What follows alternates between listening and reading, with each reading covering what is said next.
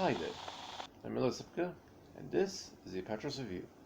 In this episode, we go to a Sarth Efricken film with Satan's Harvest. Now, what do you think? This was directed and written by George Montgomery, who actually also played the lead role in this, and the photography was done by Rod Stewart. Oh, really? Should have stuck to his day job as a musician. It's a different Rod Stewart. Music was by Roy Martin and edited by Harry Hughes. The cast includes George Montgomery, T.P. Hedren, Matt Monro, the singer, Davy Kay, Brian O'Shaughnessy, and Melody O'Brien. And I should point out that this film it premiered in South Africa on the 4th of June 1970. In Australia, this was released on DVD as part of Flashback Entertainment as one of the 10 film multipacks. It may have been released as a single, but I haven't spotted a copy of that. Picture quality is pretty mediocre. Now for the synopsis. Elias Cutter Murdoch, a private investigator, returns from abroad to his home country of South Africa to check on his family farm after his uncle, who ran the farm, is killed in a terrorist ambush. Cutter's shady relatives have used the farm to grow heroin and marijuana.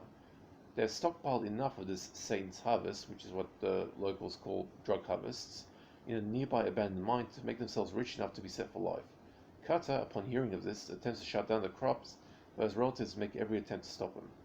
This South African film was one of the many minor films that the apartheid regime in South Africa approved for release during that era, and such carries all the attributes of your typical 1970s South African product. Let's see.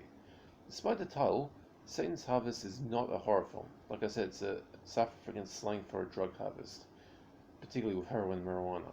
Instead, it's a standard South African crime thriller with some heavy political elements shoehorned into it.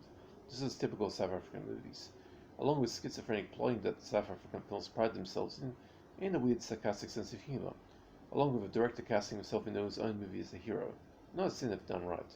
The one scene that did stand out for me, otherwise this is a pretty forgettable movie, but the one scene that really was a standout was the climax, where the hero, in the previous scene, has managed to acquire a prototype body armor suit.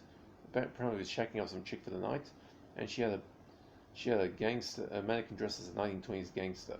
The gangster mannequin actually had a prototype body armor suit under its shirt, under its vest. Keeping in mind the body armor wasn't really in use in the 1920s, you've never seen Al Capone's associates wearing body armor. And so this prototype body armor suit that shouldn't exist, or it could be like a custom job, along with a pair of pistols that have modified side triggers. So basically, you hold them on your armpit, and on the auto fire, you just close your armpit. Now he uses these items for what is perhaps the most retarded gunfight I've ever seen. Find this movie on YouTube and watch it, and believe me, you're gonna be laughing yourself sick of this one. That's the most retarded gunfight I've ever seen. You won't regret watching this, believe me. Although this is really a bad movie. It's a disappointing movie. I'll give it a D+, 3 out of 10. That's all I'm giving it. It's a disappointing film, but it's pretty funny. Honestly, that gunfight.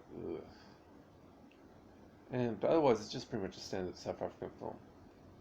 And if you're in Australia, you can find this on DVD very easily through Flashback Entertainment. If you can find that one of the old box sets, or as a single release. If I've never come across a single release myself. Okay, so that's it for Satan's Harvest. It gets a D+, 3 out of 10. It's a disappointing film, but that gunfight is awesome, awesome in a bad way. Okay, hope you guys enjoyed that. I don't do requests, but if you have any questions about films or DVDs, just hit me up in the comment section. I'll be happy to answer. Stay safe and see ya.